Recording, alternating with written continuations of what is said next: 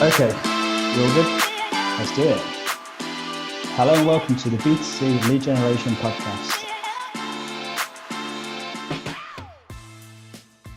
You're listening to the B2C Lead Gen Podcast. My name is Daniel Hopewell, here with Simon Delaney, and this is episode 107. Never forget the sanctity of people's data.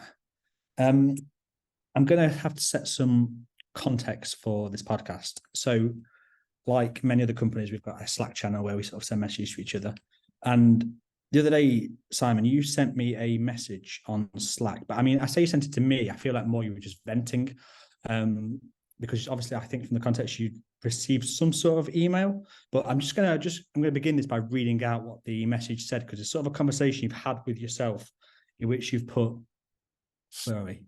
People think that because they've got a business and the model they have set up for sales and marketing basically means spamming people, they should just be able to do it. And then you've put in inverted commas as though you are the business, but we can't function without that data. And then you've responded to yourself or the business saying, yeah, well, that's your own fucking fault. You should be better at sales and marketing. And then you never really said anything else about this. So I said, let's do a podcast. But what I want to begin by saying is, are you okay? What happened there? What was going through your mind as you wrote this? I can't remember. It's probably some nonsense that happened to me. I think it might be in an email someone sent me, like going on about data and the way to fuel business. So let me set a bit of background to all of this so that we can start from a solid foundation in terms of what we're going to talk about. So there's two things that I'll cover as part of this. Number one is I started in the business of people's data in 2006. And at the time, and I'll be completely honest with everyone listening to this, and you and myself, I didn't give two shits about people's data then, right? I just saw it as a means to make money. It was a fuel for the company. And it was just like, okay, great, we can make money from data. The company can do X, Y, and Z. And I used to explore at massive length in my own mind and talking to people and setting up models of how to monetize data really, really effectively. So that company eventually got sold to the Daily Mail Group, actually.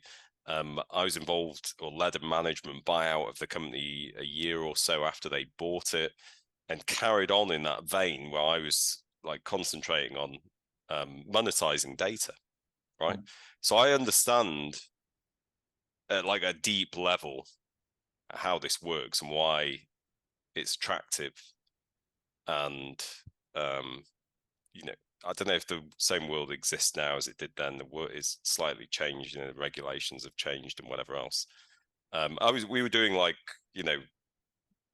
high intent lead gen and data and whatever else at the time. So I got really involved with both areas.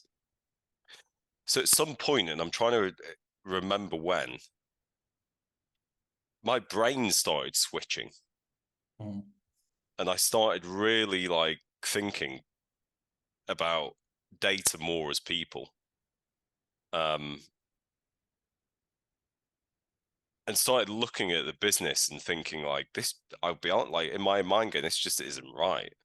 Like, you shouldn't be able to exploit people in this way. You shouldn't be able to exploit their data, because basically what happens with people's data, you as a person, because this happens to everyone, right? It happens to me, it happens to you, it happens to everyone listening to this. And that's the way I think of it, is like, give it the family treatment. Like, if this happens to your mum, if it happens to your sister, your wife, your kids, whatever, people's data is being like traded, sold, collected in spurious means, everything all over the world all the time. And there's not a huge amount of people that actually stand up against that. They might sort of talk about it, but it's not like it. People talk more about like cookie tracking, which is like involved, but trust me, when you're dealing with people's first party data, it's a hell of a lot filthier, and it's for want of a better word, and it's a hell of a lot more intrusive. And it's just someone tracking your device and whatever else is completely different to knowing like where you live and your telephone number and whatever details they can then append to it from the metadata that they collect. So at some point my brain started switching, and we were working with a bunch of clients at the time. And I started advising people like, I'm noticing something here. And what I actually started to notice at the time was what we called, and people still call it now, the leaky bucket, which was basically, this was call centers that were buying just shitloads of data, whether that's list data, co-sponsor, like low intent stuff that we used to call it sludge. That was the actual name we gave it. And we used to go, we'd put it through the sludge gulper, but we used to call the data sludge.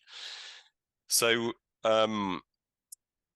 what actually happened is they were buying all this data, plonking it in the top of a sales funnel in a call center that had like no intent. They're getting like 0.01% conversions. And then all the customers that they were getting from doing this anyway were all dropping out the bottom because they're all just like bargain hunters, right? Like the people that switch are the people that switch. Like they'll switch from, there's no like loyalty to the brand or anything. So all this became was just a constant feeding of this beast. And in reality, the bucket never grew. It just had a hole at the bottom and the whole thing just stayed completely static. So what I started to explore at this time, this was like, you know, mid 2010s, let's say 2014, 15, is this is more like about the relationship that a brand builds with a consumer. And this is all about how their data is collected and what happens with it post collection. So when you actually explore that from like a leaky bucket perspective, what you're really trying to do is get more intent behind the individual, so that actually you can remove the sort of bargain hunters, the time wasters, whatever at the front end, and actually either get like brand intent or like a definite intent, so that you can reduce the cost per acquisition in a sales operation, for example.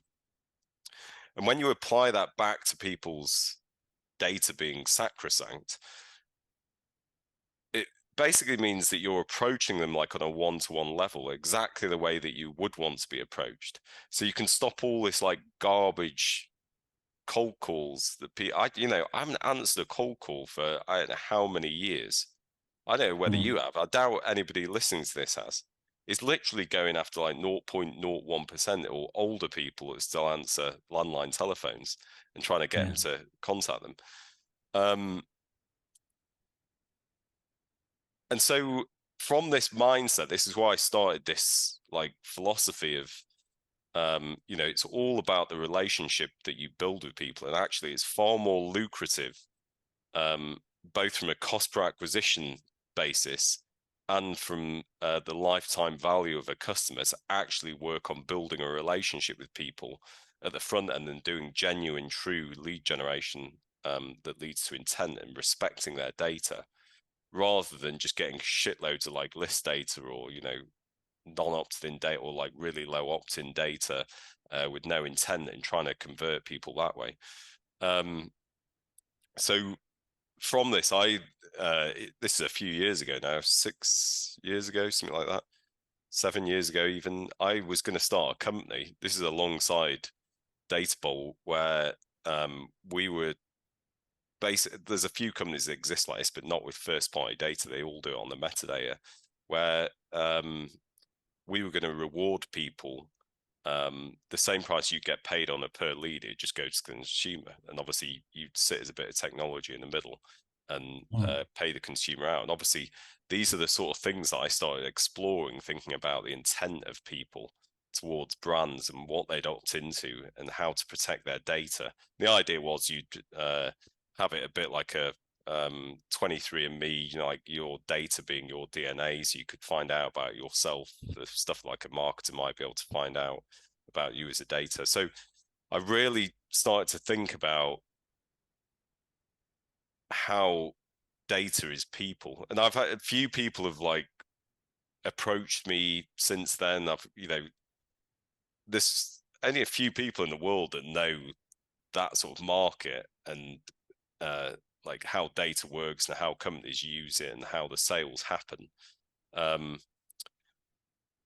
who also sort of build technology, or with technology companies and things. I've got approached a few times by different companies like, will you come along and help us do something like this? I've never done it, but this way of treating people's data and working with their data and their intent rather than just treating it all like tiddlywinks is really how you build a brand. It's how you interact deeply with people. It's how you get beyond the leaky bucket and actually resonate with people. So that's a background. What was the question? I think you've answered all questions in one way or another, but I'll focus back in. Yeah. It seems to me there's two ways to look at this. One is from a moral, idealistic perspective, which we'll touch upon. But then also just from the perspective of someone who's listening to this who, before we get into the moral side of it, just wants to do well for their business. Let's imagine that. Do you think, just look at beginning with that, the companies who respect people's data now in the long run will be more successful because of that? Or do is there a correlation? I think that's true now, like not even in the future.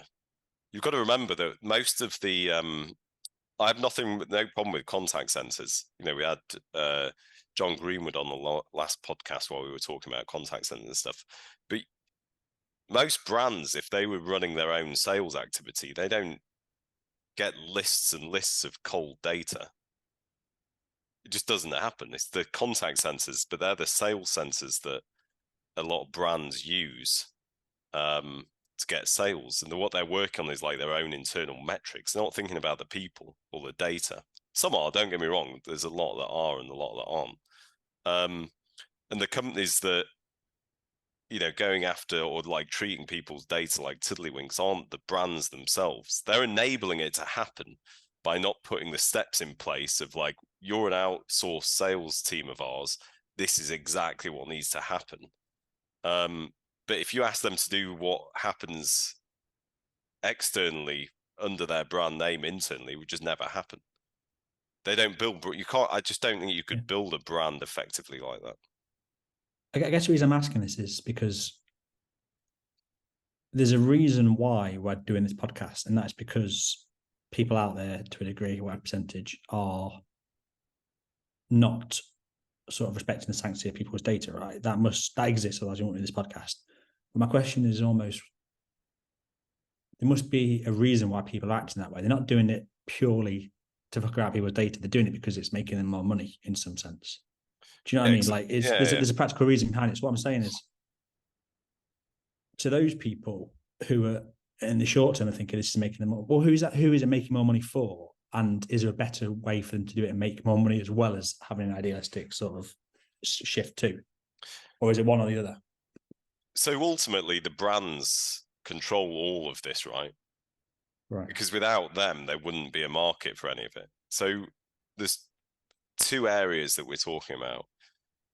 There's contact centers or anybody that's buying like huge amounts of data to fuel it. And this comes back to the leaky bucket scenario. What's actually happening is they're just getting really low hanging fruit, searching for a needle in a haystack on vast amount of data. And all their energy and revenue is going into the sales operation on massive amounts of data. What I'm suggesting is, and that costs way more than getting a qualified lead up front. You don't need a sales operation that big. You need a smaller sales operation. You need to get the more intent up front at the marketing stage, and then drop less data into the sales channel and get more sales. You end up with the same amount of sales basically, but your costs reduce because marketing costs to gather leads with higher intent are lower than that sales operations cost with like massive amounts of agents sitting there and all the infrastructure and stuff behind it. So that's one area. And the other is understanding the intent behind data. So where you've got like low intent, in B2B, we call it MQLs and SQLs, right? So marketing qualified leads, let's say it's that. It'd be like co-sponsor, like legally you can contact it, but they're not expecting you to contact them. You'd be better off contacting them via a less intrusive channel and getting their intent that way, i.e. email, or I suppose it could be SMS, pretty intrusive, but it might be better than a phone call. And then asking people to sign up from the data that you get, and then creating a higher qualified lead and putting it into a contact center that way.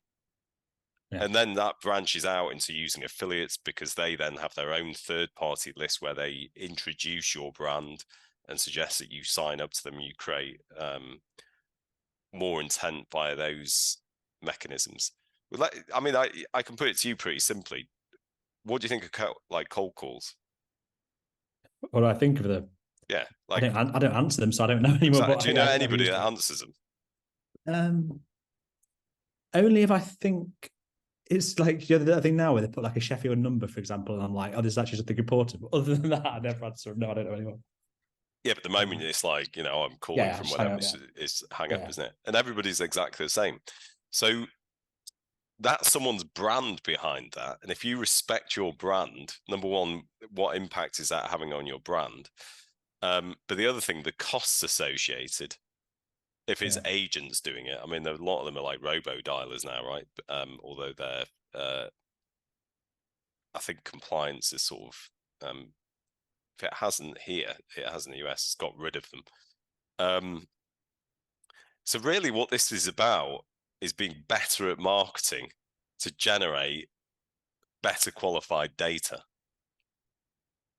And so where my brain shifted is from thinking about, oh, we could reward consumers, this is the way to actually get rid of all this low intent data, is if they start understanding who's got their data, why they've got it, how much their data is worth, and actually opting in stuff. I started with like, why don't we just do better marketing?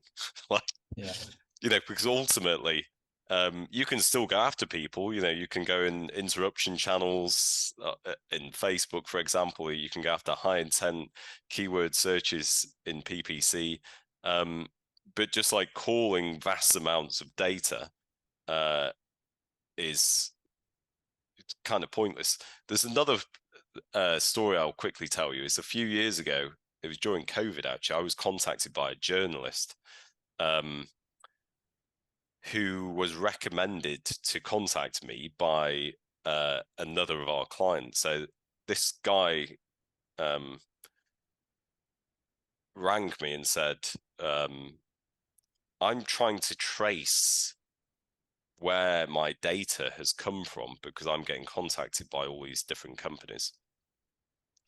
And I want to sort of speak to someone who might understand how all this works and help me with my quest of what happened. Anyway, he'd ended up producing this sheet with probably 1,000 companies on it, I would say, that had all got his data. He'd managed to retrieve from subject access requests and calls and emails and whatever else that they'd got with this one email address and fake name that he'd used. And it turned out Amazon also and Facebook effectively, because they use Experian to do look up like addresses or data that's existed before, they had access to the data in some way or another. It'd been like as a lookup being passed to them. Do you know where that data had originated from? It had gone to every company you can possibly imagine. It was actually a data leak where someone's database had been hacked in like 2019. His details had been scraped out of it, sold on the black market to someone. Someone had created a spurious opt-in for it. And that opt-in then had shitloads of third-party co-sponsor opt-ins from it. So from that, it was as if it had opted into thousands of other companies. They then all had third-party co-sponsor opt-ins to thousands of other companies. And it literally just spread like wildfire to the point that the biggest companies in the world were then using data that had come out of a hack as a lookup from his data. And this is what I'm talking about, is like this thing of like data sharing and this transfer of data and stuff like that. With this first party data, it just like nobody responds to this shit anymore. Cold calls don't work anymore. I get so bombarded with bullshit emails. It's absolutely untrue that I don't ever even remember opting into. I don't know why they're contacting me. And for me, this is what I think, you know, this is actually just bad marketing. That's just, like, it's bad sales and bad marketing. This isn't good. It's not like you're blowing anyone away. You might have done in like 2010. You know, I used to sit there and plan out models and think about it. But even then it didn't. It was still doing the same practices. But it was a sort of more naive age, I think.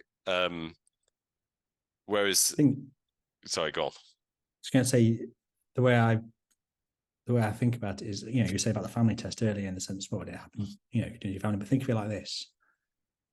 If you asked your son or daughter, asked you what you did, and you were like, I work in sludge. If you think of it like that, you know what I mean? It doesn't seem that appealing, but I guess that's the issue, isn't it? It's just like, I don't say dirty, not the word, but just that kind of like. It kind of is. I don't know what it is. It's just like data trading. It's not marketing. It's not sales. Effectively, it's just like. And the thing is, right? I'm one of these people that just believe like you don't tech unless it's built for that. It shouldn't be restrictive. We have companies that use Databall. I'm sure do things that I may look at and think, well, I don't know about that. And I know they do, because if people contact me and go, what would you do about it? And I'm sort of caught in this, like, shall I say something or not? But I don't care. It's up to them to do what they do, right? They've got their own things to deal with. The tech is like how you use it. We're not like, we can have our own opinions, and I can talk about these opinions on this podcast, which is effectively unrelated to the software. But this also comes a bit to software. So we've talked about this before. So like ping post software, right? The software is designed effectively. If you're going to use ping post software in the way that it's designed, i.e., not a ping tree, an auction based on someone's data, it's designed to give potentially the person the worst deal possible. Yeah. This has always been my problem with. We've done multiple podcasts about this. So that could be a high intent lead that's come in. I don't know, someone's going, you know, I want a remortgage, and it comes into a ping post system. That system then runs an auction against all the companies that it could sell this remortgage lead to. They each give a price back. One of them goes, we'll buy it for 60 quid, and they can pay the most for it. Not always, but potentially, and I would suggest like most of the time, because they are going to give the worst deal, i.e. the highest interest rates, back to the consumer. And to the consumer, they're now fucked, like just sitting there. They have no idea. They think they've gone into like some sort of comparison engine or something, and actually their data's just been sold to the highest bidder. Now, I wouldn't even have a problem with this if it was transparent, but I've never seen one of these sites say, by the way, we sell your data in an auction that won't necessarily give you the best deal, but it's the one that will pay us, the website that's collected your data, the most. Thanks. Because then it's up to the user, right, to be like, well, yeah, it said it on the tin, you idiot. Like, why did you fill it in? So that sort of transparency is absolutely fine. It's when it's non-transparent, non-obvious, and, you know, this like bullshit of always hidden in the privacy policy of like 5,000 words. And, you know, nobody outside of anyone in like that was in the data industry would ever contemplate reading these things. Just doesn't wash it either. I find it interesting when you talk about ping post. It feels one of the most divisive topics we've either discussed on the podcast or like when we go to Legion World and things like that. I don't know, it seems to sort of really be a bit of a, I don't want to say a sort of a stake in the ground, but like, you were talking about how you see the industry almost split as two. It almost feels a little bit like that's almost a point around which. I mean, I'm amazed by it. Like, you know, I'm amazed by it constantly. Like I contacted a lawyer in the US, or he might have sent me a message. I can't remember. Well-known, you know, the US is like litigation lawyer, or whatever. Who was talking about something I can't remember. Anyway, I said to him, "What about Pink Post? That's worse than this." And he didn't ever reply to me, right? And I just thought, well, how can he not have an opinion about this? And I realised he's working for a Ping Post company. So yeah, he literally can't. Yeah, like it's one of his clients. Or share. But how this is my point, right? It's not just to do with intent. You could have the most fucking intent in the world. I want a new car, and you come in as a lead. I want a new car, and they just get sold to the highest bidder. Like, in what world is that right? And there's not. You can't. I don't know how you can justify it. Like, it just flabbergasts me that people think it's all right, and brands go along with this. And that's the issue, is like, well, if that's the footing you start your relationship with the consumer on, I'm not entirely sure it's the best sort of relationship that you're going to build with consumers. It's a bizarre scenario. And I think the same about call tracking. Don't get me wrong, some ping posts, but this isn't ping post, is when, you know, it's the dealership that's open. That's not ping post, it's a ping tree. It's entirely different. There's a woman on LinkedIn that I got into an argument about ping post, and she started trying to make this point with me, going, "Oh, well, you know, what if that store closes at 5 and this store closes at 4, and I can only deliver it to the one at 5?" That's not ping post. That's not an auction. That's a ping tree where you're delivering it to the API or the connection that's open.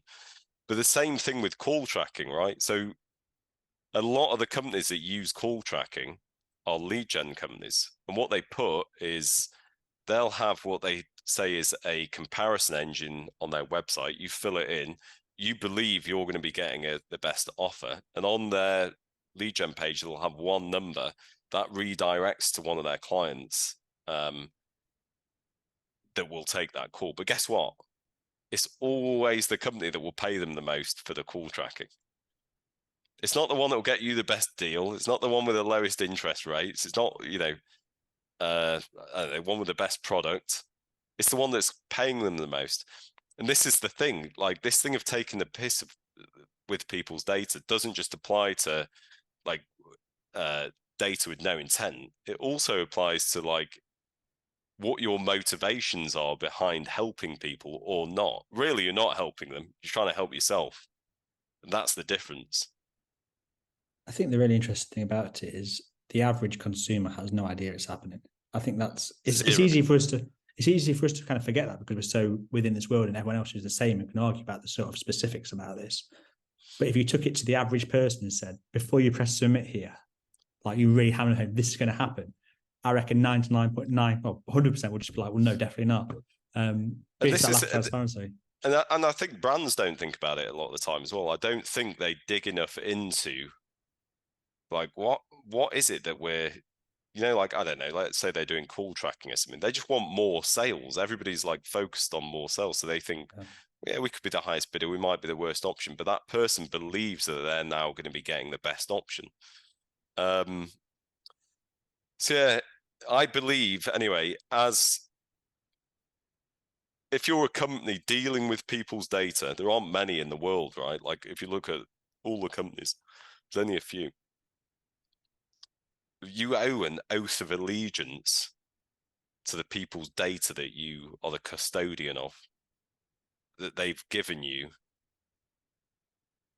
trusting you that you're going to make the best decisions for them. Why would they give it you otherwise? Like, doesn't make any sense at all, right? And instead, what's happened is the lead gen industry is seen as the murky one that's doing bad things with the data. It should be the absolute opposite. This is the industry that looks after people's data. They're the ones that direct people the right way. They're the people that look after the sanctity of and trust of the people whose data they hold. Maybe, like you said, you know, this moralistic and idealistic perspective is too much. But I think that's the way it's going anyway, right? Like, I like the regulations, consumers are just getting more and more savvy with things like this. So yeah. Yes, I think it's just good to approach it from both sides. Like, not everybody will care. Like, a lot of people Oh yeah, they don't. will be A lot happy of people to don't. live in the sludge, figuratively speaking, if they're making money. So I just wanted to make sure we looked at it from the other side. So they might say, as well as the idealistic sense, it's also just going to do me better. I think it's good to approach both sides. Before we wrap this up, one final question before I forget. What happened with the journalist? Was he a journalist? Who did this report? Did he release that? Or? No, I don't think he ever released it. No, I'd have to check actually. I mean, I think once it figured out it got back to this hack, it like took a very dark turn that I don't know if he wanted to. I mean, I'm talking about it now because obviously I know I saw you all, just load the story. I saw all the companies associated and whatever else. But yeah, the moment it sort of like became this, well, I can't really, you can look at these places that have been hacked and we traced back this thing he'd signed up to the same date where the hack had happened, and that thing held his data, and it was like, bingo, that's where it came from. Right. But it took on a very like different turn. So what he was, the original story wasn't about, it's mad looking back at it. What he was bothered about, it's almost like what I'm talking about, is how can this sharing of data, this was the original story, be allowed, and it was all to do with like privacy policy opt-ins, and a lot of it was like this. You'll see it a lot on payday loan sites where they have like billions of people in the privacy policy, and it was exploring all of that and how big brands had ended up with it. But once we started digging into it, it was like, where the fuck did your data come from originally anyway? And he was like, this website that I apparently signed up to was some prize site like in Italy or something. I was like, did you ever actually sign up to that? He was like, I've never even heard of it before. It was like, it's got to have come from somewhere else, and digging. I think it went back another step before then. It might have been another one. Yeah, so it took on a completely different perspective the moment that happened. But it makes me wonder how much data, can you imagine, has come from, I mean, I know a guy that probably a bunch of people who listen to this podcast, I'm not going to say his name, will know, who bought a disc, this is a few years ago, of, I can't remember how many users it was. Was it 35 million or 350 million? It's a lot of data anyway, off eBay.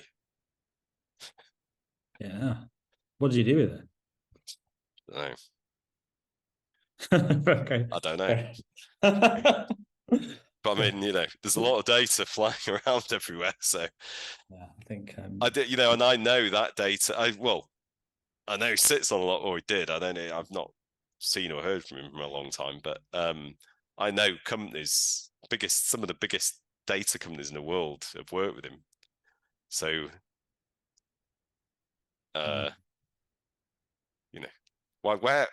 when you look at some of these companies and they're like, oh yeah, we hold 700 million people's records. Where the fuck has all that come from?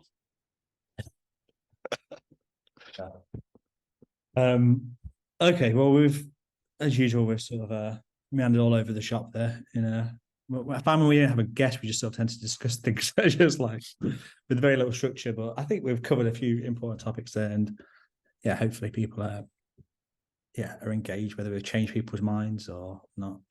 Who knows? But let's just hope we don't get an email from one of the companies you mentioned in relation to this data hack asking us to take it down in the next few weeks. We'll see. But yeah, that was episode 107. Never forget the sanctity of people's data. Thanks for listening to the B2C Lead Generation podcast. Be sure to hit subscribe to hear more from those at the very cutting edge of the lead gen world.